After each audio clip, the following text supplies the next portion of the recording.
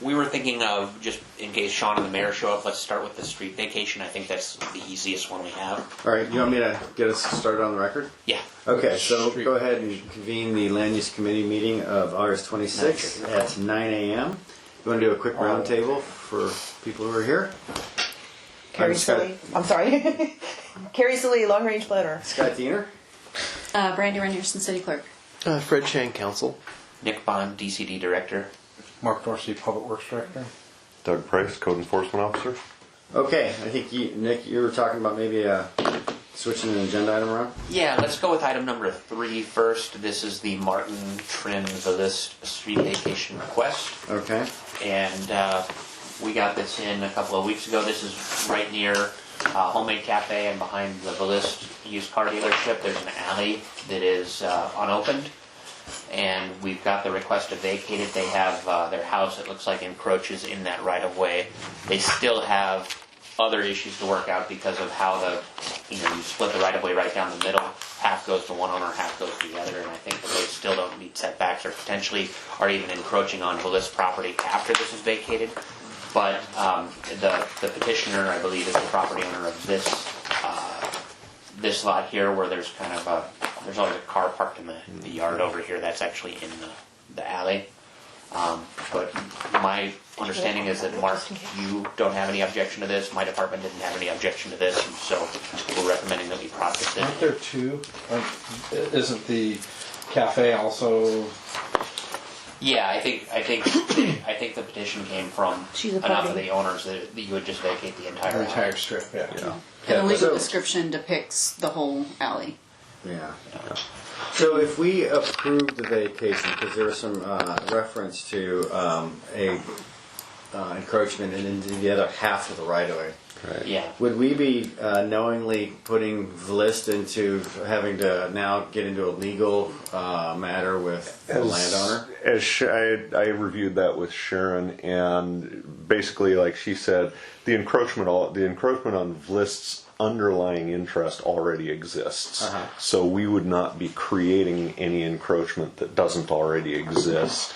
We're just removing the one layer. Yeah, we're just removing one layer out of that package. Mm-hmm. So we have, as I said, two bookends. One which is a code compliance matter, get it out of the right of way. Right. The other which is we're going to vacate right away, but now you've got to deal with. Now we're making you deal with lists. So we're putting him into perhaps having to spend some money to address this legally. Well, again, he's still the fee simple owner today. So the list would theoretically have the same. He could have contended this previously. Right.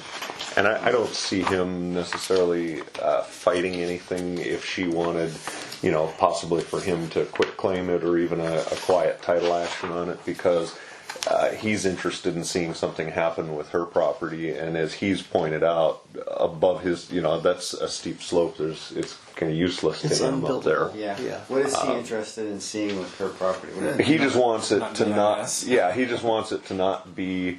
He's invested in cleaning his up, and so he wants the weeds and stuff taken care of on her side, so they're not destroying what he's invested in up there. There was also an issue when he called me. The owner of that house was building a wood pallet fence and clubhouse for the. It was just very unsightly type things. So I don't see. To me, it would make sense that when this vacation goes through, that the petitioner actually purchases the list half and the Holland Sons half, so that they have the complete.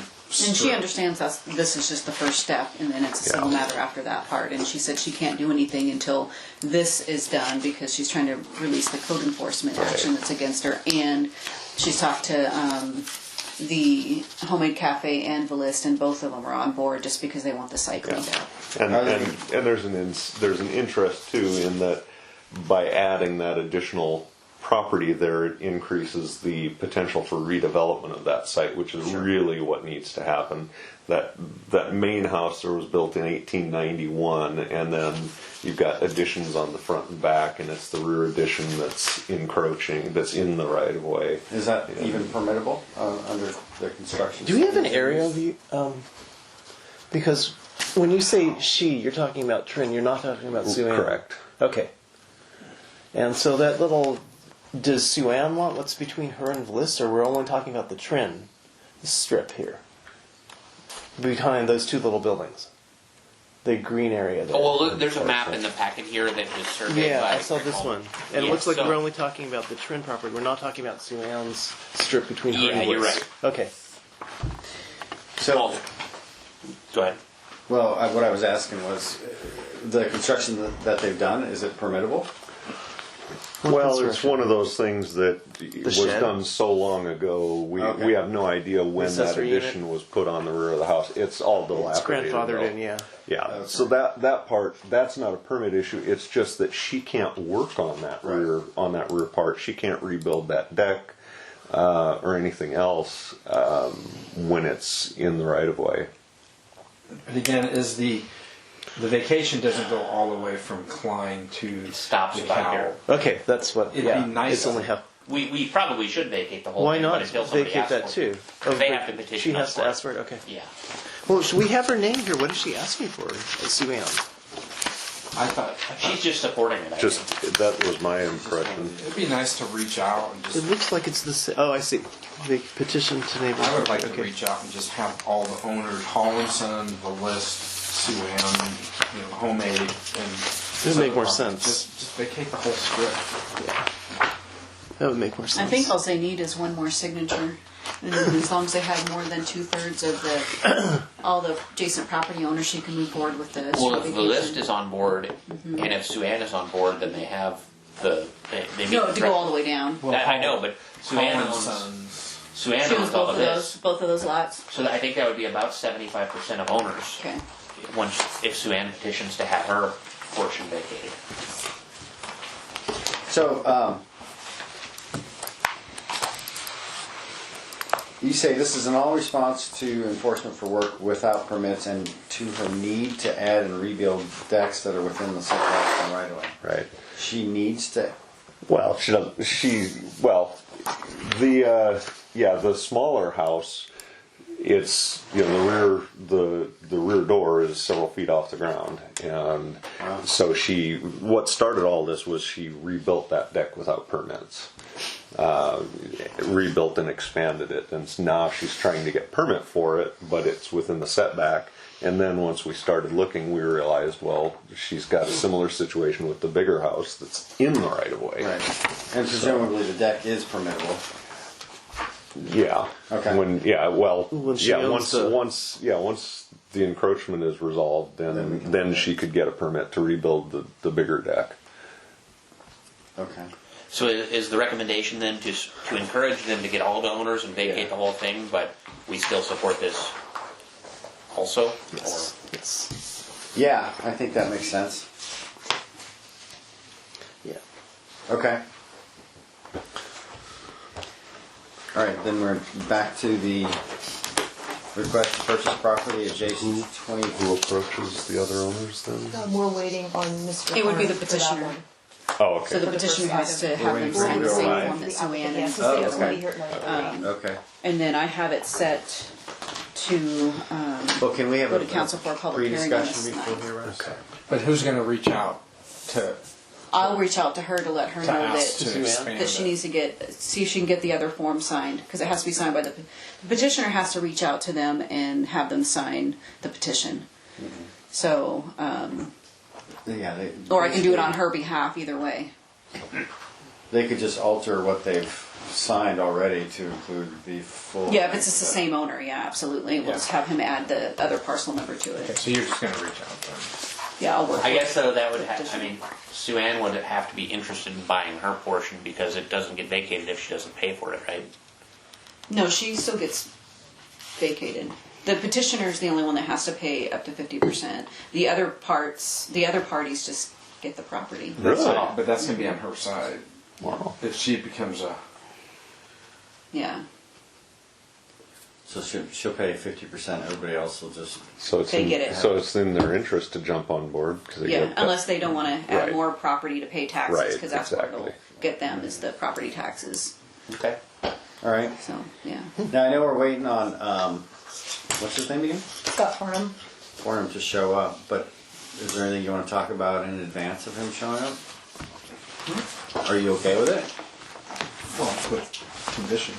Well, this Okay. was the one that we had reservations about vacating, I think. Well, I think the way we left it is that we needed Public Works to kind of weigh in on that. To me, there's not enough. I support it in theory. I thought Brandy's response to him was very thorough.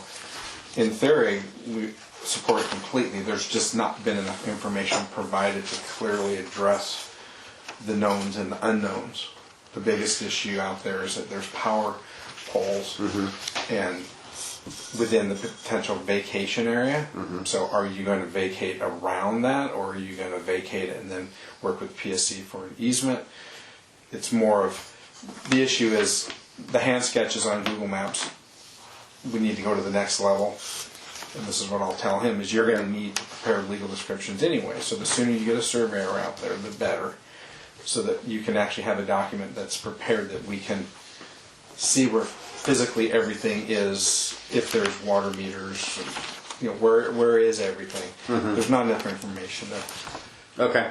You know, it's the detail side of it, but I support it in concept. But we've got to make sure the detail's correct. Okay. All right, so we'll park that until the applicant's in the room, and then we'll move on to the lease agreement with Keybank.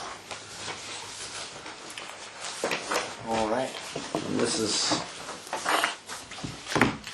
also one that was carried over. We had some questions about whether they in fact needed or used on a daily basis all of the property in question. And it seems like they want all the property. They were pretty clear about that. Yeah, he's the representative that's assisting Keybank in this property lease, and he prefers just to keep it as is. And they were happy with the change in the lease terms. And Yeah, Even though some of those parking spots don't exist anymore. correct. yeah, I wonder if you talked to them. well, you have to wonder if they really looked hard at this, but Yeah. I we can suspect. do it. So. Yeah, I mean, I did ask him to ask his client what he wanted to use the property for and do an analysis to determine if he still wants to use the space. And he came back and said, well, you know, in all fairness, he doesn't believe that it's his responsibility to go in and do a full analysis. It's up to the council or the committee, do they want to lease the property or not? And if they do, then we would like to keep it as simple as possible, meaning keeping everything the same, just moving forward. It's continuity, it's assurance that they're not going to disrupt their customers, and Keybank just likes to keep the same moving forward. So unless it's a requirement or the city wants to use a portion of that, he'd rather just leave it be. Okay. To me, the only issue, to me they're just punting. It's like, just keep it status quo. There's other things happening in the grand scheme of things that are going to potentially impact or change this, and that can happen later. As far as like redevelopment potential down there, and that'll all be resolved. And it's in the lease agreement that we can, you know, We with can a certain amount of terminate. days, we can terminate the lease, especially if it's related to the park. If it's not, another 30, 60 days, and we can Right. terminate the lease. So So let's just keep Okay. it status quo for now, and then as With other an things come adjustment up, to the annual rate. yes, and Okay. yeah. So was there an issue with Sharon that we needed to talk to about on this too? Didn't she give us feedback? Yeah, so she said that as far as the violation of the Subdivision Act, there isn't clear language to determine whether it is or it isn't. She got different opinions from her partners, and she said it's basically what the city wants to do. And speaking with the mayor, he said just keep it the same, just move forward with the lease. That She is- didn't have any issues with renewing the lease. But it's right away and not fee simple property, so. Correct. so right, that's it's the not difference a between violation. this and the industrial part. Correct. Okay. Yes, Okay. that was Okay. her comment. So we'll move forward with the lease as proposed, but with the adjustment to the annual rates. Yep. Okay? Does that go to work study? I have it scheduled for the September 10th council meeting for approval. Okay.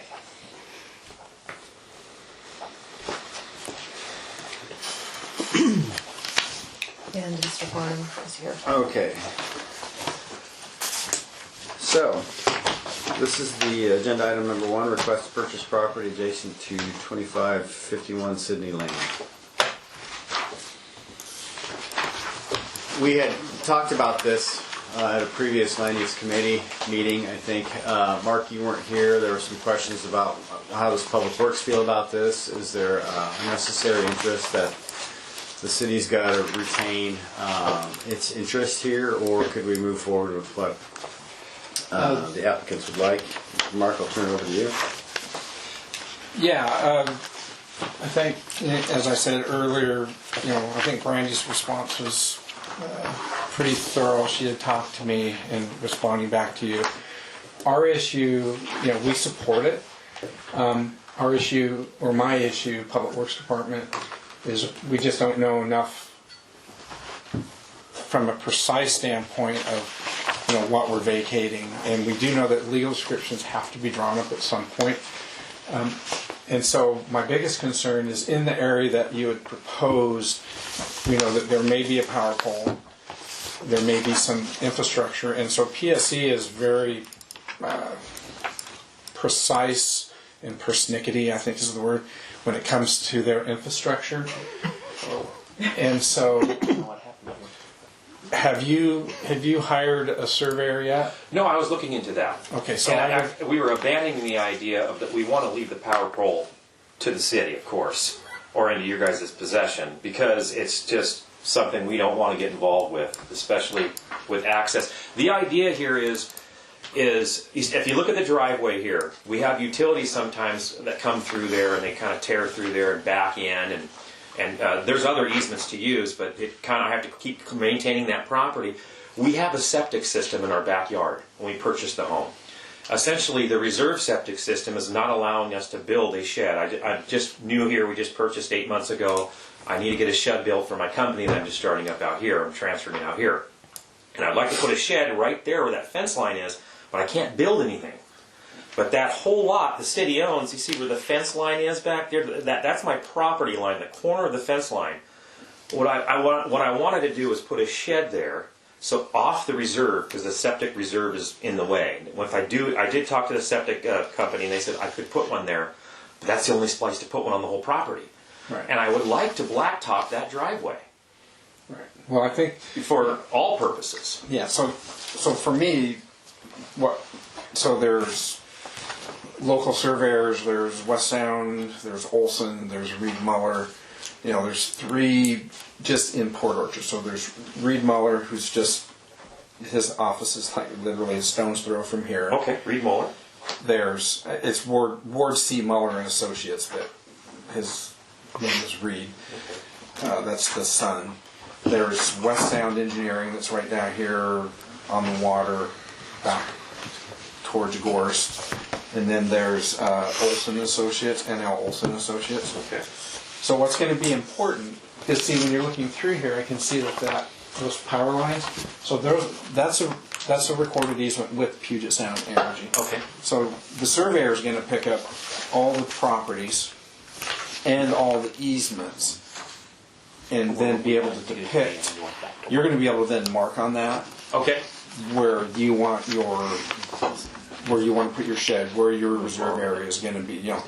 Line out in a map what you actually want to do, what needs to be vacated, Right. because that's an old remnant of when the state used to cross that. Correct. That's why it triangles out. It was 1980, given to the city. I talked to the state, then the county, then the city.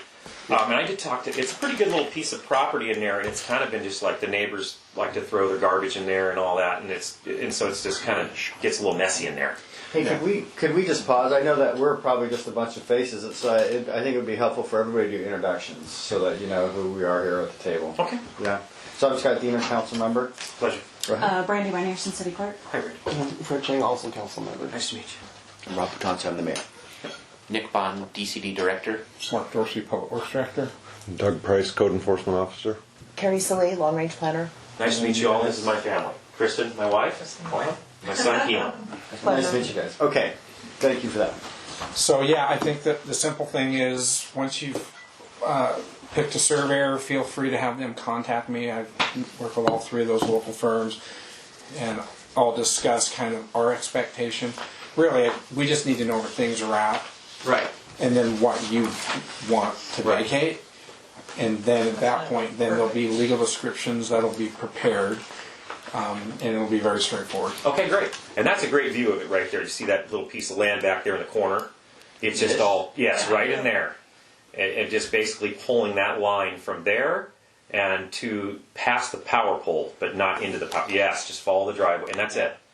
So the only issue you're going to have here is you need to vacate enough of this so that you're going to meet setbacks because you have Correct. a side yard setback. Correct. So Okay. But the reality of it is that whole thing is a big, there isn't like a right of way on that yeah. road or anything. It's just a big massive open. Island. And giving the access to that power pole too is another thing. So I will have to speak to them, I imagine, as well. Right. Yeah. Right, and that's the issue is depending on what you vacate and that's where on the survey we will need a topographic survey. Right. That picks up all of the power poles and the pedestals for phone and everything. Correct. Because we need to make sure that those are all in easements. So. And what's your opinion on if basically in time, because that piece of property is kind of like I said, it is big enough. I did talk to a few of the neighbors and they were thinking about maybe a community garden over there. I don't know if that's possible on the island part because it just sits there and Maybe out here. it would be the extension of that piece coming where the power pole is all the way down the line. This is the lot, right? Yes. This is before the house was there. Yeah, 3100. That's really A neighborhood garden, that's, I think, that's more of a I've seen it in places that people just do. like a pea patch. If you were to go, Yeah. scroll down, And it's right up there around now. in that. In this on area? the No, other not side. that. That's, I don't know what that is. Where the cones are up there Yeah. is like a big stretch of just. Yeah. It's just kind of like, I don't mind, There you go. there's a little landing up there that they were looking at cleaning out and just, see that's for right in there. and that's outside of the area that you're talking about. Correct. Okay. Originally I was So- looking at getting the whole thing. I was just Probably seeing what here. the possibility is to Maybe actually do in myself. Stetson. So it's right in the middle of the right of way. Looks like Yeah. there's a huge right of way here. It is. Yeah. It is. It's a And- pretty big and- island. It used to be the interchange. Martin. Yeah, okay. Yeah, that's not really. I mean, Back in the 70s, that Sounds crossed like the that's freeway. more of a neighborhood initiative. Right, and right. That's everything we're else. looking at that Yeah. later, but I will follow up with what you said. I'll talk to, 16 was a I'll try the two-year-old. WC, And it was the Reed Mueller back yeah, and see what His they come number up with. 15. Was Get out it? there I and didn't know that. That's an old map, yeah. yeah. It should be pretty straightforward once we we don't really know the So, details yet. I guess we have to throw a caveat that in concept we support this, but Yes. you could go through this exercise and it could throw a wrench into the works. Right. So there's no guarantee that this goes forward as you would like, but it is also looking good at the same time. Okay. Pending, again, what you get as far Right. as surveys. Yeah, we support it in concept, but now we got to dig into the detail. Right. Before they spend money on a surveyor, does the whole council need to kind of, do we want to wait in your report, mention it to the full council, and see if they, are supportive of what you're saying for this committee? Rob, what do you think?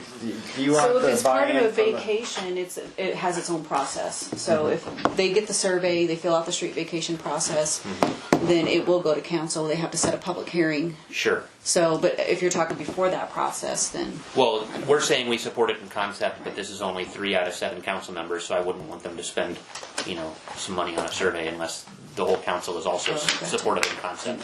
Do you have some urgency to your request? No urgency.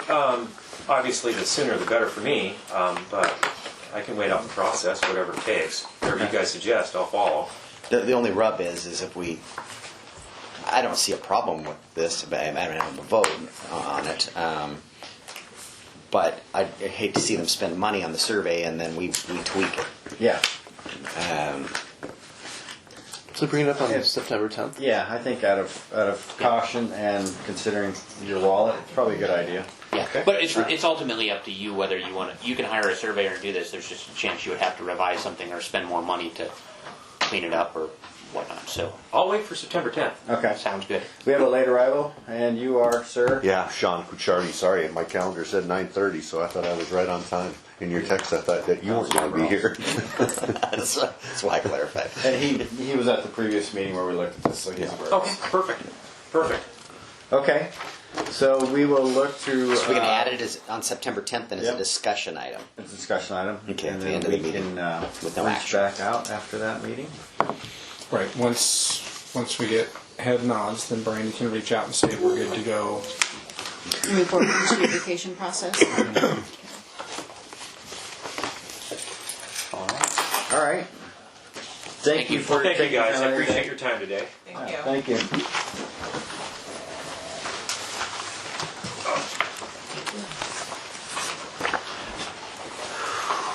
Leave it open or close? Closing date. Thank you. All right.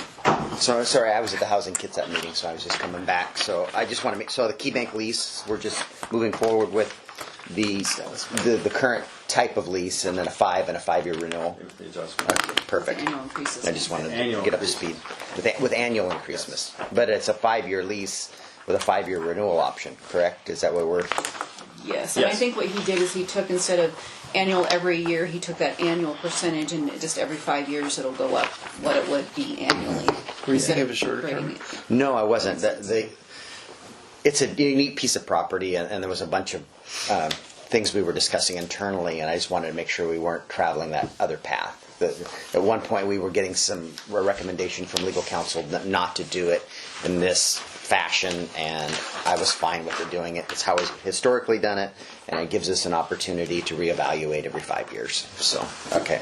I just wanted to get up to speed, so thanks. Okay. Did you want to get up to speed real quick, like on item number 3? Sure. We're going to look at asking that the full length of that alleyway be vacated. So we're going to reach out. All To to Sue Ann. Sydney or Klein to DeKalb. There's no reason to not just I don't even. Behind the list. behind the list and Hall and Sons. Just go all the way down. Okay. This alley, they wanted to vacate a portion of it. We're suggesting that they get signatures. to vacate all Who of it. wants to vacate it? The owner of that. This owner.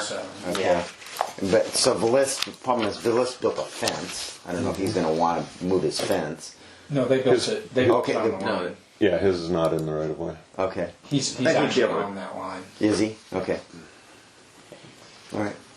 That makes sense. I mean, we're running into situations, and it isn't so much of a problem here, but with unopened pieces of right of way and people, homeless people Squatting. and so getting myself even educated, Mark. If we haven't, it just depends if it's opened or it hasn't been opened. If it hasn't been opened, they can go through a process. They can acquire it, but also it's. If you want to explain, what you did me, so maybe I don't screw this up, but it's fee simple ownership to. They can use it. They just can't build anything on it, and so that's the answer to those folks. They can cut the vegetation, can't cut the trees down, but they can cut vegetation. They can use and maintain that, and we want them to, so that we don't have some of the problems that we're seeing out there. They can't build on it. They could not, no, because they don't own it. Because it's our right. No, It's but right. once they purchase it, they could build. If they vacated it, but they don't have to vacate it either. But they can still build. So if there was They can build storage. Street Yeah. use permit. If they did like a building that was non-permanent or is under the requirements of a building permit, under the square footage, theoretically they could put it in the right of way, knowing that they have that fee simple ownership, but that if the city were to open that would be moved. To the and you clarify your language there. In the unopened right of way, In the- not an opened right of No, way. no, That unopened. makes a difference. Unopened versus opened right of way. Right. So Well, yeah, but typically for it to be open, there has to be a road improvement Correct. there, so you wouldn't do that. yeah. So Okay. Item number 4: dangerous and unfit buildings code. Alrighty. So when we adopted the, Do you mind if wanna I go excuse somewhere? myself? Thank you. you want your packet back, Brian? Nope. Thank you. when we adopted this code, for want of any other alternative for appeals, we threw in the Board of Building Appeals that's established by the building code. And So there was kind of an idea that we might revisit that later, but we needed something in there to get going. And as we've started to look at the possibility of appeals, we realized that that's just really not appropriate. The Board of Building Appeals is a group of engineers and architects and so on, private individuals who don't get paid for that purpose. And the purpose established under the building code is for them to hear appeals related to the application and interpretation of the building code, and for people wanting to use alternate methods and materials from what are prescribed in the building code. So when we look at appeals of dangerous building abatement orders, often don't have a whole lot to do with the building code. They're more to do with buildings that are dilapidated, apparently abandoned, being frequented by vagrants, dangerous to kids, those kind of things. So it's not really about interpreting the building code. And so to pull in a bunch of very busy professionals to hear appeals related to really nuisance issues didn't seem appropriate. And also we haven't rewritten the nuisance code yet, but we're trying to get to where we have some consistent procedures for all different types of abatements, whether they be vegetation abatement in the right-of-way, public nuisance abatements, dangerous building abatements. So we're trying to get to a consolidated process. So we've explored it a little bit. We considered the hearing examiner, but the hearing examiner can cost several $1,000s for a hearing. And if you're looking at someone where the city is saying, we're going to come and take your house, we're going to come and tear your house down and put a lien on your property, your option for appealing is spend several $1,000s on this hearing examiner. It's not equitable. There's some constitutional rights concerns there. So we ended up approaching our municipal court judge to see if he would be interested in serving as an administrative hearing officer for these type of issues. We have talked to him about potential conflicts of interests. He doesn't feel there's a concern there. Our attorney doesn't feel there's a concern there. So that's our proposal, is to move in that direction toward having the municipal judge not in his judge capacity but separately serving as a hearing officer. That's created or revealed a number of moving parts that we have to work on. So Is there a cost to that? Yeah, what's the filing? we haven't worked that out yet. We're still negotiating with him. Less than an examiner. Far less than Yeah. he's said that he would be reasonable. But more than the building of appeals group or whatever we have. Well, yeah, because there's no cost. Because that was, okay. And the appeal fee would pay for that? The appeal fee Partially. would have to be reasonable again to We the can't go concept over of someone. $450 for an appeal fee, so Yeah. we're going to collect $450, and whatever's in this contract, it may be $450, it may be slightly more, but we're not paying for travel time, we're not paying for. So we may have Although to. Sharon and I were talking more in Allocate some the budget range of dollars for $100, but Okay. we'll have to work that out. Yeah. And then we would incorporate a provision that we already have in our code for low-income people to get a waiver of that fee. Right. So we would potentially eat some of that fee, but Yes. nothing like the thousands of dollars for a hearing Examiner. examiner. And we're talking a couple of these a year. Not Yes. even that. I Not mean, even that. at most. Yeah. We haven't had an appeal yet. We're close to maybe having an appeal. Right. And so as that's potentially coming in, we were looking at our process saying we got to fix this Right. as soon as possible too. And it could be a matter of amending Tim's current contract, and doing something in his current contract. But if I'm hearing a need for separation, Yeah. so that might not be a viable option. We might have to have a separate contract for And that's these what one-time we're working services. on. Sharon just sent me last night a draft professional services agreement. So we're working on those. Have you included Tim in those discussions? Not yet. We're going back to him shortly. Okay. First, it was just figuring out what do we need to do, and so as we've got proposed revisions to 20-12. And one of the things that was going to create some confusion was we had Nick's position identified as officer, And that already creates some confusion when he's the initial officer but signing as community development director, and people are not understanding he's one and the same.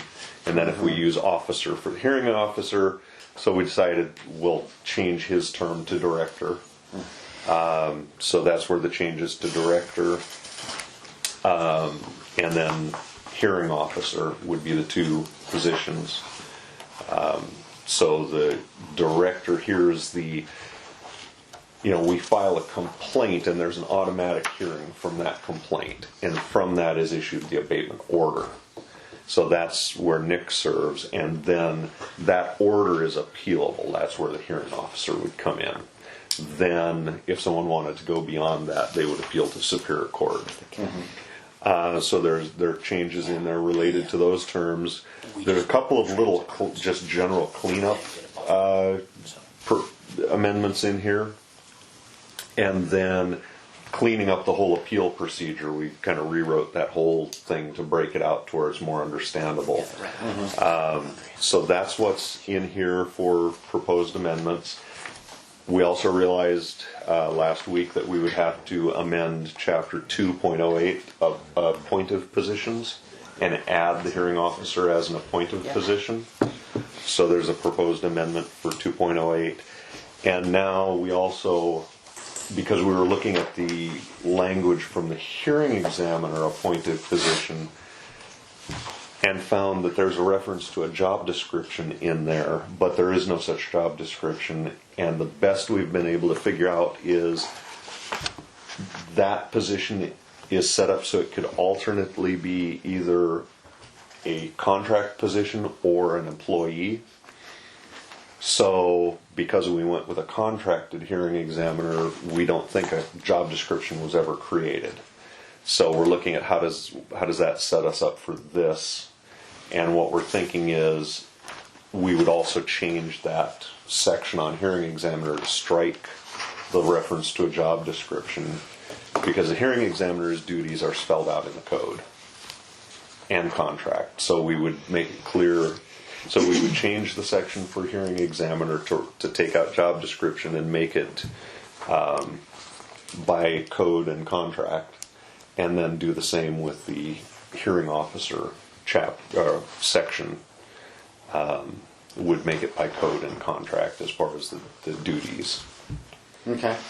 So we're still working some of those details. And rules of procedure would have to be developed? Well, yeah, so that's what Sharon and I are working on right now, is trying to figure out how much of that goes in the code and how much of that is just in the contract and in separate policy and procedure.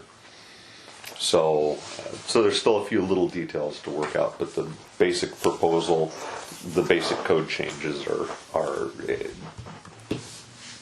presented here. So one question that I have, just from an optics standpoint, we're hearing more of this over the last few weeks, that all of this stuff is the good old boys club, behind closed doors. Is there enough separation by having the city's judge serve as the hearing officer? Should it be even further removed? How do they do it elsewhere, like in Paulsbo or? Number one, a lot of jurisdictions don't do abatements because abatements are complicated and scary, and there's liability and all of that. Most places use a hearing examiner. For instance, Bremerton does, but their hearing examiner is a full-time hearing examiner. It doesn't cost them $2,000 or $3,000 to hold a hearing. And I hear your concern, Sean, and that's the alternative is we're paying someone, which is that $2,000 or $3,000 fee, and we're trying. Well, I'm just thinking, what if it was a judge at Gig Harbor? Yeah. Well, but they would be the hearing. It would be we would be contracting with somebody, and for these onesie twosies, they're gonna. But we're contracting with our current judge. I thought that was because he's sitting over here and he doesn't have travel costs and other expenses. He's doing the city a favor. Could we give them an option of like hearing officer or hearing examiner? And of course, it'd be the cost differential, but. They could decide I think it wouldn't be a good idea to have a mixed up process like that. we could open it up and consider other attorneys in the area. That would be a possibility. It's what City of Tacoma did. Is they hired. We talked about if there's conflicts, potentially being able to use the hearing examiner if the judge has to recuse himself because he's already had a criminal case or something. But Either that or have Or the as, judge. or as his neighbor, or his, Yeah, or use one of the pro se backup judges. Sure. So So what I'm hearing is that under definition of hearing officer, that person could possibly change. That could, yeah. right. And that language allows for that, where it says the versus a, shall need the person designated versus a person designated. I don't know. I haven't thought about that specifically, but and I grabbed the wrong folder, so I don't have my copy with me. Oh, wait, you gave me a copy.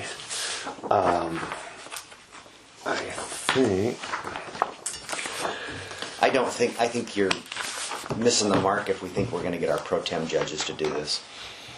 Yeah. They get paid Or a $75. local attorney, or I don't know. Yeah. I don't know. Yeah. Well, I'm and just saying. Doug was saying in his definitions, I think we need to have the alternative is going to be. I don't know. Yeah, I think we make it. But I don't clear. think it's going to be our pro tem Make judges. sure it passes the sniff Yeah. test, that's all. Yeah, and we'll make it clearer in the 2.08 amendment as to how that goes. And one of the things when Brandy and I looked at it that we're fairly certain, and this might be an administrative decision that needs to be made, but we're fairly certain that the type of cost we're talking about would be well within the mayor's contracting authority and budget authority. So that's one of the questions for 208 is do we say it's the position as appointed by the mayor, or think does this it needs still some say more work and before it comes back. or does it still say and confirmed by the council, as the hearing examiner says? Is this time sensitive? Well, Because there's a lot of details here that haven't been worked out. well, that's why we're checking in. This Okay. is not a proposal right now. Okay. This is All right. you're moving ahead though. I mean, I love the concept of it. Yeah. It seems more efficient, it seems more, But yeah. in terms of optics, going this route, the process itself becomes about as transparent as it can get.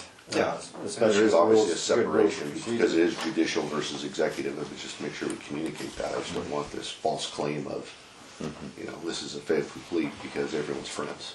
When you said is this time sensitive, you were holding this document. No, Did no, you- no. I meant this one. Oh, okay. Yeah, which I was reading ahead. and that's a question. Well, no, it because just sounds like before this comes back before the council, because I'm hearing support We of may this. have an appeal within the next 3 days, and so if the appeal comes in, it is very time sensitive because we don't want the building board of Right. appeals having to figure out a process for this. Okay. Then you guys need to get on figuring out the contract. Yes. 'Cause that's We just the, got the draft last night. this is- Yeah. that's the sticking point in this is who is the fallback Right. if the judge can't do it, because I don't think it's our pro tem our municipal judge spent 15 years on the planning commission.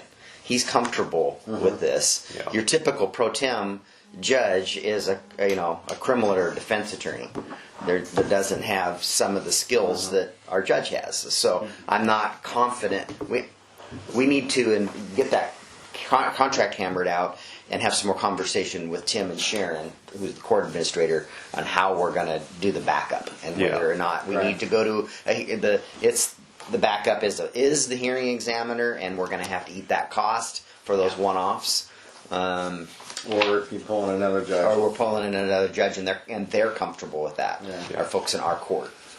So, what we were hoping to do is get this to planning commission on the third, and to council on September 10th. So I'll be working on this today with the. So I don't know if that sounds problematic, that schedule or not. As long as we can hammer out the details and the other piece, the contract, on how we're supporting this code. I think that's all background work while this proceeds. Right. forward. The code that mostly doesn't affect the code, and that's what we thought is even if it takes another week or so to work out the administrative details, the policy and procedure type things, that shouldn't affect the code Right. language. Okay. All All right, right, thanks. Okay. ready to move on to item number 5, potential tax abatement code revisions. All right, so this is coming back to you. We talked about this with the full city council, I think, in June. And the proposal that this group had come up with and taken to the full council for discussion was the idea of creating several different tax exemption types. Here they're listed as Zone 1, Zone 2, Zone 3. I think it really should be Type 1, Type 2, Type 3. The idea being that we would have different maps associated with each type of tax abatement. So some areas of the city you may qualify for Type 1 and either Type 2 or 3. And in other areas you might only qualify for Type 1 or only qualify for Type 3. It's really about proximity to transit services for affordable housing. And then zones 2 and 3 are greenfield versus redevelopment type sites. And so we put together a map. We mapped quarter-mile radiuses from all transit stops in the city. It also goes out into the UGA. But for the purposes of this discussion, basically anything in the city that's within the light blue shaded area would be eligible for the 20-year or the 12-year affordable housing abatement, which is now much more stringent in terms of the cost of the unit. So that would move the needle theoretically on. Be virtually the whole city, though. I mean, these Well, circles. Yeah, not McCormick Woods and not areas that are more than a quarter mile from transit, but yeah, it would be a significant portion of the city, which would, I think the goal here is to really get some affordable units, and specifically affordable units, at or below 40% of median income, 75%, 85%, and 90%. Where's our threshold and make right those now? permanent. What we made? Our threshold now is it has to be less than 115% of median income to be considered affordable. So it can be basically market rent, because the median is the countywide median, which includes Silverdale and. Yeah, you see the number is 85,000 Yeah. income, and so I think that that is probably not the median income of Port Orchard. It's probably closer to 60,000 or something, but we don't have that data. So Type 1 really targets affordable. It makes it permanent, so that these aren't just affordable for 12 years. They're actually permanently affordable. And it... I don't know that we can do that. Even Housing Authority does stuff for 20 years. In Seattle it's permanent, in other cities it's permanent. Okay. So you have to provide permanent affordable housing rather than just keeping it below market rate for a period of time. Okay. So that's a restriction on the tile then? Yes. Okay. Yes. So Zone 2, this would be... We're trying to come up with criteria to determine when something is a redevelopment site versus a new development site. So we said that if you have vacant buildings, if you have underutilized buildings, or if your assessed building value to land value ratio is 1 or more, meaning that the value of the building is a higher barrier to redevelopment. If you have an abandoned building on your property, presumably the assessed value is going to be like 0 or $10,000, and the land value is going to be $200,000. So we really want to target those properties where it's expensive to redevelop, like South Kitsap Mall or other areas. So we would go through. This would probably be more of a us marking up a map, identifying which properties we think should be eligible for redevelopment, and mapping those properties as being Type 2 abatements. And then Type 3 abatements is going to be everything else in a center that's not a Type 2. So really you would qualify for Type 1 and either Type 2 or Type 3, but not both. And then Type 3, we've kind of created a menu of how you can qualify for this. If you construct major transportation improvements associated with your project, you can get abatement. If you construct a public park to serve a countywide center, one of our thoughts is that as we develop these local center plans, like we're working on the Sidney Sedgwick one, we need a city park to serve that area. How big of a park? Well, I think that'll be in the parks plan. I think what we're going to try to do is identify a park level of service for each center, and say that we need to develop a park to serve this. So if Coleman or Krieger wants to dedicate a public park as part of their development that's available to the entire community, then that would allow them to get abatement, in addition to potential park impact fee credits. And then there's significant water or sewer improvements. If they have to build a reservoir or a lift station, that would potentially be a way to help support that project. and then building ADA sidewalks, non-motorized facilities, and then of course we talked about 70% of the parking being, or a percentage. We're throwing out 70% being in a structure, multi-story structure, or below grade, and so that would help offset the cost of that higher construction cost. So it's still hard to qualify for, but it helps us achieve what we're trying to achieve in terms of implementing our comprehensive plan. And these things can be tweaked some. I think we should solicit feedback and probably talk to a few developers and say, is this Yeah, I think feasible that's a for good you? idea. Is this Yeah. right to move on to general work study, or? You want- Well, I think we wanted to check in with the committee, and if this looks good, we're going to actually develop an ordinance as a draft for discussion. But we didn't want to move forward with the ordinance until we kind of outlined the concept. And Do you want to check in with the other council members before you work on an ordinance? The thing that I hear from some council members, they feel we have too much affordable housing in our city or area. And looking at this map, do the light areas mean that all of that is potentially available for? Yes, but because it's permanent, I think fewer people are going to want to take advantage of it. It's really, yes, it's a benefit, but it's not a giveaway. It's actually creating substantially below market rent versus just affordable housing, which I think we have a lot of. And this is just a starting point. These are just. I potential don't have areas. the issue with this, but I have heard that others have reservations that have, in their mind, a little bit too much of. Remember, this is also redefining affordable housing, right? It's this significant percentage. Yeah, we could all argue that we have so much rent that meets the generic term, but by giving 85, 50, significant discounts of those rents. And in particular, John, you're referring to John's statement. The housing, proportionately, our housing authority, and it's not, there's a difference between subsidized housing and affordable housing. And I think John is referencing more the subsidized housing, and on a percentage basis, compared to the other cities, we have more in South Kitsap than the rest of the county does, and that's the housing Kitsap properties primarily that he's referring. He's probably actually blending the two, right? He's referring to both, because we, in terms of affordable housing, also have more of that market. One thing to remember too, we've had this on the books 2 years.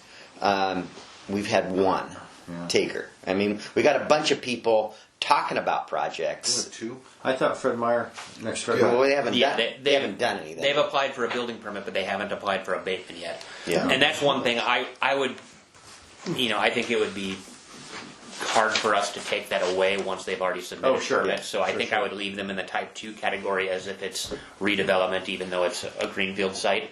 And maybe our ordinance or resolution, or when this comes forward, we vest anybody that's applied for a building permit with the intent of using the current. Sure, or give 6 months until it takes effect, or I think there's some accommodation.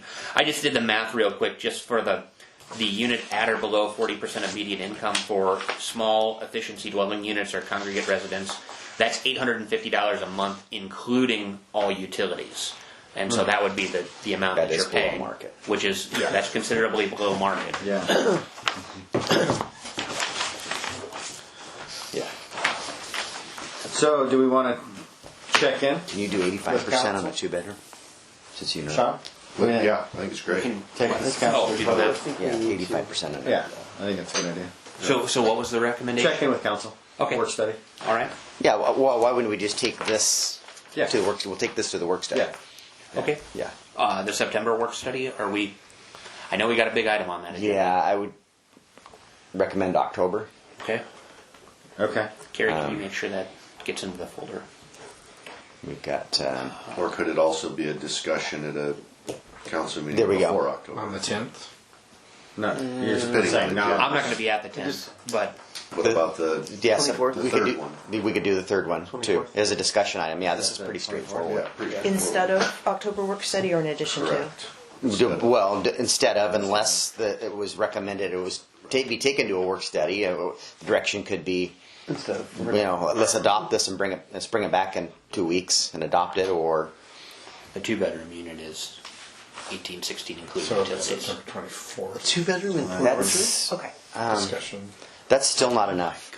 Because I was just having Nick calculate 1,800 on a 2-bedroom, and I'm including your utilities. correct. So that's pretty close to market rate. Yeah. But again, that's 85% of median income. It's actually above market.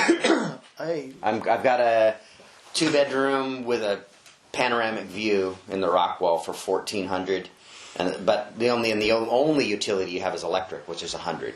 So should we do the math here and kind of try Yes. to hit these below market rate rents? I think so. Or at market rate rents, but because the dollar amount includes utilities, it's slightly below. Yeah, so I would say this needs to be at about 1,400, whatever that percentage is on a 2-bedroom. I don't we'll have do it. some research. Do some research because I think these need to be closer to market rents. Sure. And then Okay. And I mean, on this one, I mean, I could see there being some pushback about this being permanent. I don't know that anybody would do it if it's going to be permanent. They are doing it in Seattle and Bellevue. yeah, I would recommend. How do we know what our zoning or what our city's going to look like in 50 years? I mean, I think whether it's 30 or 50 years, I think it ought to eventually fall off. I mean, once it's built, somebody's not going to come in and probably tear it down. But, I mean, they've lost the incentive at 12 years. So maybe it should be beyond 12 years, but have a Yeah. end date. Well, It's only what about 20% some- of the units. It's not all of them, so. But you could not redevelop that property Without a sunset, yeah. without a sunset. Or some criteria that triggers that. Yeah. So maybe it's a 20-year update. Or 20 affordability 25 period. year. Yeah. Just so that in case, who knows what. Right. But also some additional criteria that 20 years and this is what's happening, not just Well, they're redeveloping the property. Yeah. And contingent on redevelopment. For Yeah. example. Yeah. yeah. Oh, I hear what you're saying. Yes. If you go, It doesn't just sunset and you don't nothing have else you, happens. you don't have to do it anymore. Right. Okay. September 24th. Good. Vision 2050. So you have a draft letter, very short, 1-page letter of support. The idea here was that you guys would review vision, and if we wanted to talk about any specific comments, we could add them here. I don't have any specific comments to recommend. I've gone through the document twice. There's some things that are, pretty assertive in terms of trying to compel jurisdictions to follow Vision 2050, but nothing that I think that Port Orchard can't live with. So, did any of you have any specific comments you wanted to add to this letter, and does the letter otherwise look good? I went through it. Nothing really tugged at me too hard. I don't have anything for it. Okay. I think we should write a letter to Yeah. show appreciation Yeah. that they listened to us. Otherwise, if they hadn't have done that, I think we'd be silent or objecting. But since they did accommodate our needs, we want to thank them and show support for the plan. The process worked as it should. Okay, we'll get a letter finalized, and does the council need to see the final letter on the 10th then? Because Carrie's going to cover that meeting for me, and Not unless somebody. Well, I guess do we have to vote on the letter? we don't have to vote. I mean, it's a letter from you. You already had head nods. Yeah, I think that's fine. Okay, we'll just get it finalized and get the letter Okay. out. All right. All right. Comprehensive plan amendments. Okay, so the Planning Commission finished its review of the comp plan all the way back in June, but because of water moratoriums and other issues, it's kind of been on the back burner in terms of getting it to council for work study. The main amendments that are proposed, because PSRC adopted the new center strategy, which defined local and countywide centers, and we're working to make those changes as part of the countywide planning policies, we wanted our terminology to be consistent with the new PSRC document to make sure that our centers are eligible for funding because our language is consistent with the PSRC criteria. So previously, the countywide planning policies talked about town or city centers, mixed-use centers, activity centers, and transportation hubs. The new PSRC terminology is regional center, countywide center, and local center, and so we've kind of redefined each of our centers to fit those criteria. So if you go to the page that has the old centers map on it, you'll see that each of our centers, downtown Port Orchard, we're calling a countywide center. Tremont, Medical. For some reason that didn't get. It's just now Tremont. Yeah, we're changing it just to Tremont. The county campus we're calling a countywide center. The most of these are countywide centers except for the McCormick Woods Center because it does not have transit currently, and the Old Clifton Industrial Park because it does not meet the size criteria to be a countywide industrial center. So those two are local, as is, we're adding Annapolis now, which it wasn't on there previously, but because it is a transit hub, we wanted to call it a local center because it's important, and if we can get funding to improve roads or connections to Annapolis, we want to be able to do that. Well, this was proposed long Right there before, with a recent meeting. In addition, we just cleaned up some of the local center policies. There's a lot of old policy language that wasn't relevant anymore that we're recommending we delete. There's also goal 14. There is a reference previously to building a boardwalk along the waterfront that came from our old comprehensive plan, and we thought we should update that to reference the Bay Street pedestrian pathway. Now, I don't know if we want to continue with that. I think we should, because it's a reflection of direction we've given. Yeah. Well, and we also Yeah, have a historically. situational study that takes us west. So Yeah. we've got a future project Yeah. also that involves a waterfront pathway. Yeah, and then likewise, the addition of the Annapolis Local Center, I do obviously. have a good word tweet for that. Okay. But first of all, where's the kayak launch point there? It's in the transit lot, and it'll get improved. It's really rocky. Okay. I've launched Yeah. there. You wouldn't use it. Yeah, okay. Our beach is way better. All right. Great parking lot. Crappy beach. Yeah. The very last line, where it says will be completed in 2019, will have been completed in 2019. Where are you at, please? The discussion of the Annapolis Local Center. Okay. You got that, Carrie? Yes. Will have been completed. Very last words. The other changes we've already passed a resolution to adopt the Bethel Corridor Plan, but we're actually incorporating it into our appendix of plans adopted by reference, and we're also updating the 6-year street plan, which really isn't any significant revision to what we had last year. We're just moving it a year forward and shifting some things around based on how our funding priorities continue to evolve. So our thought, I think, based on our council agendas, this probably should wait till October work study to go to full council, but we wanted to introduce it to you and see if you had any questions or comments. I've already noticed a few typos in here that are either things that just have evolved since we wrote this all the way back in February, or as you pointed out, Councilmember Diener, that one correction. I did notice that we're still referring to what's in the countywide planning policies. We had kind of thought that we were going to have new countywide planning policies by now that we would change. I wish these had page numbers, but under section 2.7.2, it still refers to the old types of centers from the countywide planning policies. Those should reflect the new PSRC framework. Oh, okay. And That's what you're saying. so we may do a little bit more cleanup here just because things have changed since February. But to your point, Scott, I think this is all, very important historical documentation about these things, this whole idea of lack of transparency. These have been vetted and it's been in comprehensive plans, and we're just following through that. So I think it's great to have these old and new documents for great reminders. And just adding to that work study we have. When was that first added to our? We know when we took the grant in 2005, but when did we first put that pathway in our comprehensive plan? Yeah, that's a good piece of the puzzle too. That's great. And I want to say it was before that because we wouldn't have been eligible for the grant. Exactly. Well, one would hope. Maybe.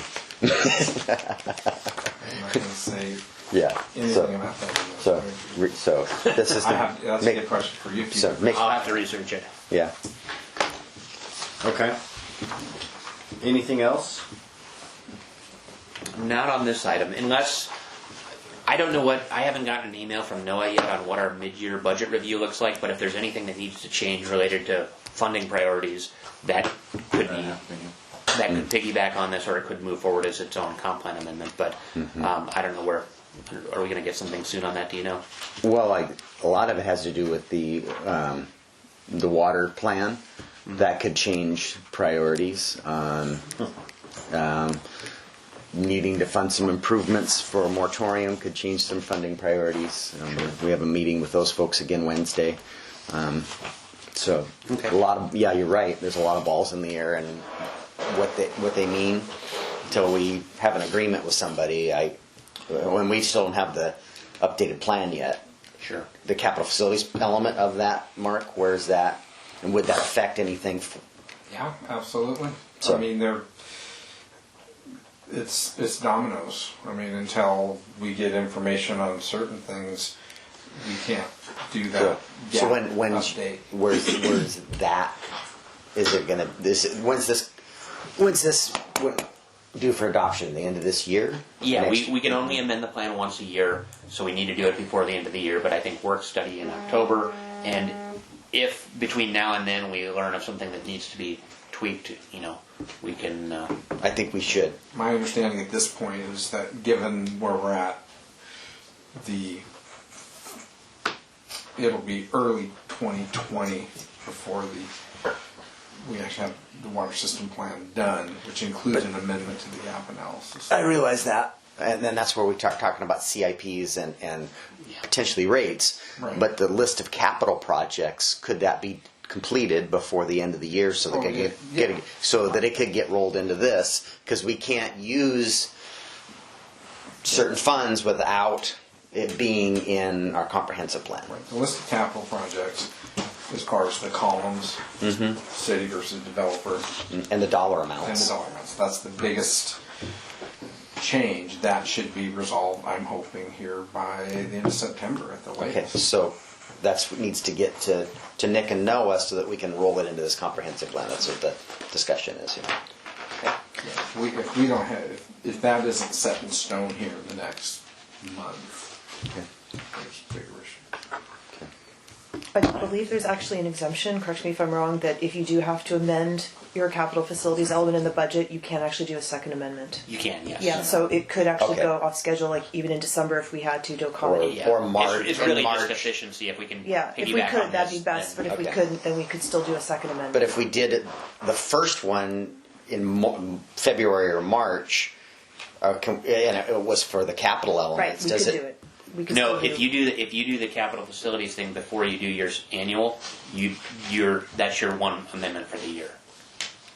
That's what My I'm concerned. understanding. That'd be we my have concern. we have to tie that together with all of the other amendments and then go through the process together. They could be adopted as early as June or July, but that's No, I was talking about if we went ahead with this package and he couldn't get his together until December, we could Yeah. still do a second Right. amendment before the this end of the year. Yes, but not. Yeah. But if we tried to amend it in January, No. just for the water, that would be our one time. Yeah, no. I'm talking about this So we year. got to get, even if it doesn't travel with this, we got to get your piece done before the end of the year as a potentially as a second comprehensive plan amendment. Right.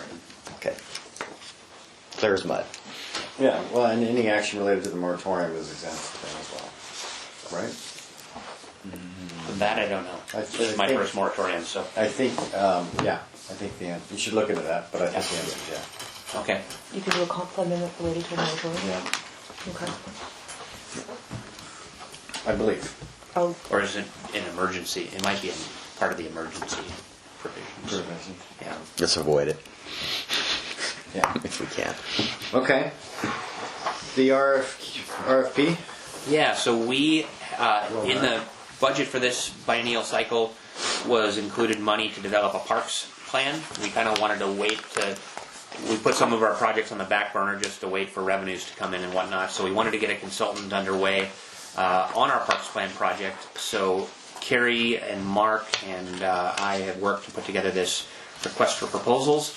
It kind of outlines the elements. We're really seeking a plan that is designed to meet the RCO funding requirements because they have to certify your plan in order to be eligible for grants. So we reference their planning requirements as part of our RFP so that we make sure that we get a plan that meets those requirements. There's a bit of community outreach. It's not as robust as what other wealthier cities would do, but I think it's adequate for our needs based on our capabilities and ability to develop this sort of plan. I think 35,000 is very aggressive for a parks plan. I mean, it's going to be there's probably some bigger firms that aren't going to want to do this project because of the budgeted amount.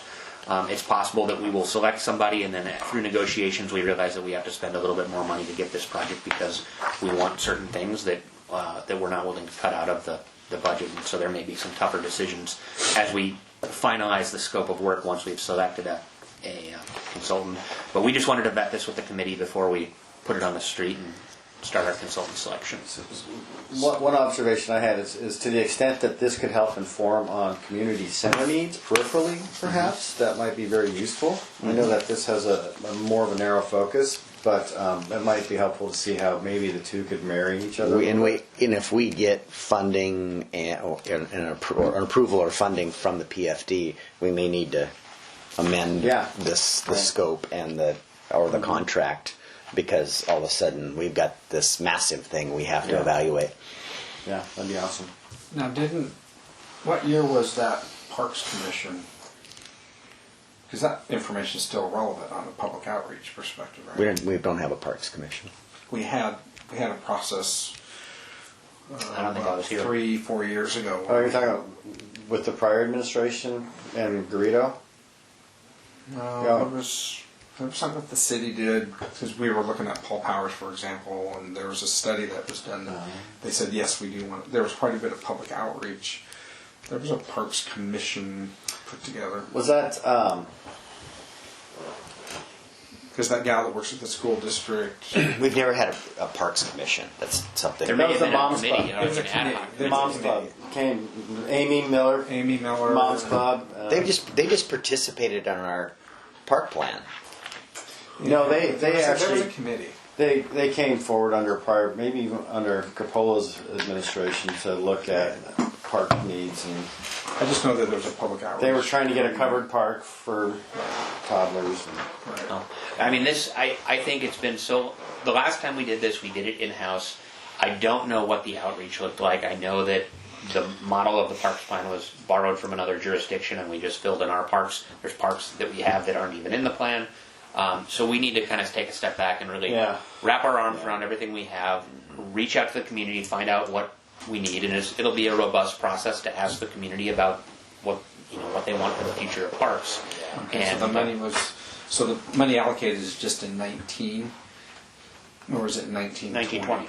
Okay, it's set for both. Yeah, it's a biennial budget, right? Yeah, but okay. And then as far as the other, so we'll be off cycle with the other updates because we'll be doing the other updates in 2021.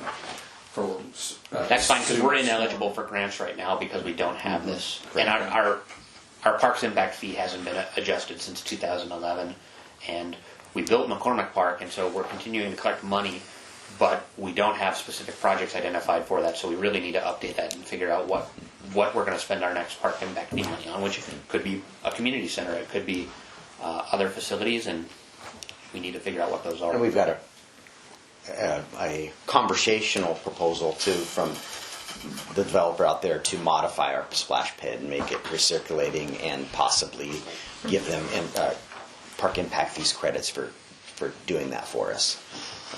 The park's way more popular than we ever imagined, and it's using considerably more water than we thought it would. Discussions next week. Yeah. Okay. So next steps for this would be I think we're just going to put it out. put it out? Yeah. Right.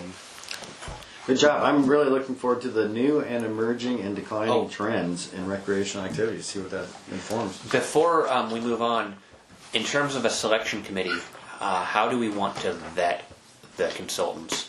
I'm probably going to bow out of this because my wife's company is somebody who does this type of work, and have been advised not to get involved in, other than determining what the criteria are that go forward. I won't get involved again until after the selection is done. So I was going to have Carrie lead the process, but do we want a couple of council members on a committee? Planning commissioners, community members? I would say a planning commissioner and a council member, maybe somebody from your side of the house. I'll be involved in it. And how about somebody? Doesn't from have to the be community? you, but somebody. What's that? And Yeah, somebody they're- from the they're community? pretty busy. Yeah. So. Even Yeah, 'cause Bill. it- Well, it's an interview process, though. Oh, I mean, okay. Okay. Yeah, So 'cause maybe. we're gonna receive qualifications. It's a Well, proposal. it's in a proposal. Yeah. So Mark, a planning commissioner, a council member. Maybe because of Amy's prior Yeah. involvement. Yeah, and well, there's- work there's a that's been community on member, for a too. community member. Yeah. Who is Amy? Amy Miller. Her kids. Education Her kids. director for the South Kids School. Her kids are much older, and it was. Okay. It was. I think even Kim Abel's administration, to be honest, because it was before Amy ran for city council. And that was Yeah, a long I think. time ago. Yeah, because my wife was also with the Moms Club at the time, and they were trying to. What they were really after was a covered play area for kids, and all our kids were little at the time, and Yeah. so they were pretty involved. But there should be somebody from that group that can help. If not Amy, she'll. Yeah, she might have a name. Yeah. Should it be one of you three who's on that Any volunteers? committee? I'll do it. Okay, I'll sit in on that. thank you. All right, so we'll get this out and maybe have a month to reply, and then review proposals towards the end of September. All right. Right, then remember, this is a RFP, not an RFP. It's basically me to try and both find fee community and. members? So there'll be a scoring criteria, which will Let's get have down in the points weeds. for price, For a points for community member? qualifications. Oh, I thought it was etc. Amy Miller.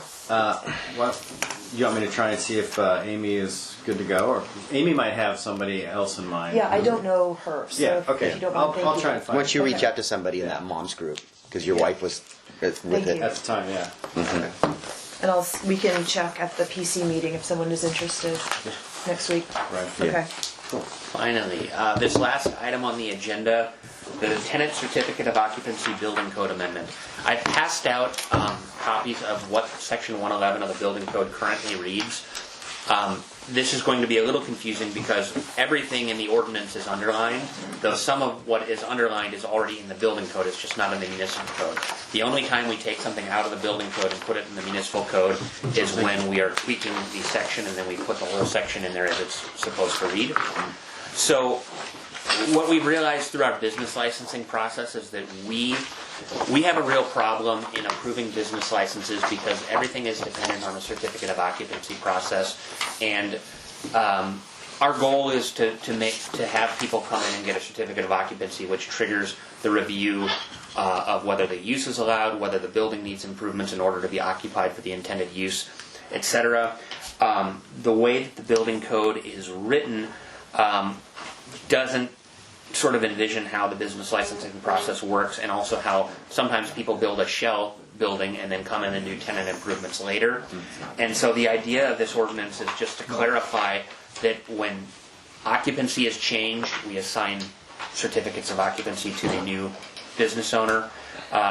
It provides for a shell-only certificate of occupancy to be followed by a tenant certificate of occupancy at a later date, and also includes certain exemptions for, every time a storage unit changes over, for instance, you don't have to get a certificate of occupancy. What's the group U? I don't remember. Okay. It's. Can run ask I can Lisa. find out. I can grab the book up here. I'm sure it hasn't changed since the last time around. Impressed you knew who the book was. Anyway, while I'm looking for that, this is already what's in this ordinance is our practice. It's just not that clear in the building code because the building code is kind of a one-size-fits-all document. And Ellen, I can't remember, she got this from another jurisdiction that has also amended this section, so this is basically piggybacking on another process. But yeah, we've been having issues with finance in terms of approving business licenses. They're charged with approving them. when a business comes in, we say, well, they need to apply for a certificate of occupancy in order for the business license to be approved, and this is just formalizing that requirement in our code because until this last update of the code, it actually wasn't a requirement of the building code, but it was a requirement of the city that wasn't adopted anywhere. And so it's a little better in the building code today under section 111A or 111.1A. Anyway. Okay. Any questions on this issue? Sorry, I don't. This was a late addition to the packet, so I'm. I think I'd like to maybe discuss, it seems like we've had that conversation in the past about the authority having jurisdiction when it comes to cross-connection type inspections and to the building code. I think I'd like to just have a conversation with you about maybe adding that somewhere in there as a definition that the building department is the authority having jurisdiction. I know we've just had issues with it in the past. Is a separate building code amendment? Because that's not related to this section, right? Well, no, there's a section that talks about utilities. So class U is utilities, by the way. Oh, okay. Utility and miscellaneous. Right. It's a function of, whereas the tenant occupancy permit inspection verifies fixture time and utility service, it seems like there's a relevant nexus to the AHJ conversation that we've had in the past. So I just, AHJ. authority having jurisdiction. That's a water purveyor cross-connection term. That we've had issues in the past about who provides that. As a water purveyor, we can only turn off water. But it's during the building inspection and occupancy where those backflow devices are actually, you have the ability to go onto the property and do the surveys and things where we're not. So I just want to have a conversation. It may be applicable to this, I don't know. Okay. Well, let's talk offline with Alan and we get back. Okay. So yeah. What Mark's referring to is the backflow devices. That Who has the ability to go on the property and determine yes or no. Like if you have a tenant improvement, we don't have, Public Works doesn't, the water purveyor doesn't have a legal right to access the property, only the building department does. so this is a moment in time where we could Clean this up. make someone complete the survey question. Do you have a backflow device? If you do, when was now we've captured that data, and then they're required to have that maintenance, in an annual basis. We did part of our water system plan 6-7 years ago. We sent surveys out to everybody, and mixed results was whether how many people completed it. But for the most part, there's a lot of TIs that get done without us knowing that they went from a fabric shop to a chiropractor that has a X-ray unit inside. And we don't know. Now they've got a Table 9 cross connection. So there's a term called the AHJ, authority having jurisdiction, and it'd be nice. It seems like it would be involved in this, but we'll talk offline. Okay. So go ahead. I just have one quick question on 111.1C. Yep. So if they simply just change a tenant, but nothing else changes, you have to get a new certificate of occupancy? We have to transfer it into their name. One business with a business license is there. They leave. The new business. It's more of an administrative. Yeah, this is the place where we have a lot of difficulty with business licensing and finances. They want us to sign off on this, and the certificate of there is no certificate of occupancy when the business name changes, and everything in finance is based on a certificate of occupancy that they get copied on it, and they say, okay, planning has issued a CFO on this use, we can approve the business license, and so this is a way to facilitate business license processing. Essentially just selling a business. Yeah. So, and I was just going to point out that Section A is unchanged, and it's just B, C, and D that are new. But it's all redlined because none of this is currently in the code. It's just that Section A is only in the building code today. Okay. All right, so you guys are gonna have a little more discussion, and then if this is ready. Yeah, we'll probably bring it forward. I I don't know if it needs to go to work study or, I don't know what you thought. Pretty administrative. okay, Okay. so maybe late September, we can figure out public works systems. Ours is a 10-minute conversation. You need that. All right, it's 10:30 on the mark. Is there anything else? Now, when do we want to have a next meeting? So, That's a good idea. yeah, let's talk about that. I actually was going to add that to the agenda, our schedule. There should be a standing item on this agenda. Yeah. Next meeting date. Yeah. It's really you two that have the conflicts that I think you need to engage to work out. I'm okay with any time except for between 8 a.m. and 9 a.m. on Mondays. That's the only time. And then Thursdays can get dicey with KBA. But Yeah, that's I the have first Thursday of the month. commitments also. Yeah. So And you're typically better with Tuesday because you have council, Well, but you can be flexible. Yeah. to Tuesday, but in be the flexible. late afternoon, right? We usually find finance 5. then. Oh, Yeah, but you have multiple meetings, multiple Tuesdays. I'm just saying, oftentimes we're all gathering on Yeah. Tuesdays anyway. Staff's present, everyone's present, so at 5:30 or whatever. But it doesn't have to be then. We can just look at it month by month and just, like I said, look at September right now. Nick, based on your schedule, do you need this to be earlier in September? I felt like you were trying to press. Well, for we the were going to first- split this current agenda into two, Right. but we ended up moving it up to 9 o'clock instead. Okay. And That's where I missed that. so I don't know, was there anything that we kicked off of this? I feel like there was one or two items that we just said this can wait. I think there were 3 things. We had 12 originally. Okay. Now I'm trying to And I remember what they emailed are. you the speed limit study information. That was going to be on this agenda just for your information before it goes to council. Our next meeting isn't scheduled until October 7th, At 9 or 9:30. 9:30. Yeah. I'm fine with that. if you guys are fine with it, I'm fine with it. And you a guys bad are day the, for me. what, God dang it. what is this? Is this the 4th Monday? This is it's supposed to be the first Monday. And land Because use, utilities is on the 3rd Monday. economic development is So second. Yeah. 1, 2, 3, Would you 4. move back a week to the What about the 30th? 23rd Of September? September. On Monday at 9:30. That's fine. Is 9:30 usually the best time, Scott, for you on Mondays? Yeah. 9:30. So the 23rd at 9:30. 9:23. That way we have a September meeting and we don't wait a whole another month. That's on my calendar already. 23rd is that? Yeah, right. right I on. think So that's the do we- recurrence. do you wanna The just- recurrence was already set up. Standardize the Fourth fourth Monday. Fourth Monday? It's Sure, the, it's it's the the first try. Monday is the recurring. So you want to delete Then the somebody standing was- meeting of first Monday to Yes. go with fourth Monday? Because I If that works better for Fred, Sean, And then just make it one of your agenda items when you have this meeting. check in for the next. Check one. in when's the Normally, next. Then 23 is Hang on. fine.